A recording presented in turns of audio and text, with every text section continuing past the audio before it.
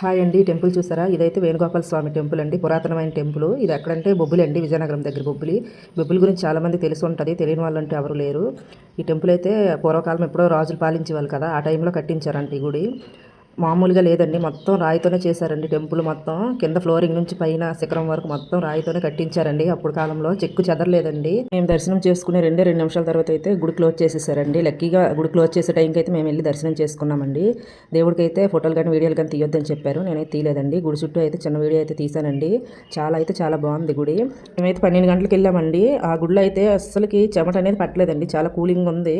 రాజుల యొక్క ఎలవేల్పండి వేణుగోపాల స్వామి. దీని గురించి అయితే చరిత్ర కూడా ఉంది, అక్కడ రాసి ఉంటుంది. నెక్స్ట్ అక్కడ ఉన్న చిన్న చిన్న విగ్రహాలు కూడా రాయితోనే చెక్కారండి. స్తంభాలు కానీ ఏవైనా చూడండి ఎంత బాగుందో. ఫ్లోరింగ్ అయితే ఈ మధ్యన ఎప్పుడో వేసినట్లు ఉన్నారు. మార్బుల్స్ ఏమంటారు కదా వేశారండి.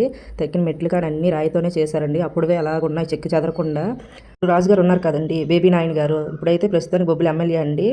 అతని పర్యవేక్షణలో ఉంది. పూర్వం వాళ్ళ తాత తండ్రుల నుంచి వచ్చిందండి ఈ టెంపుల్.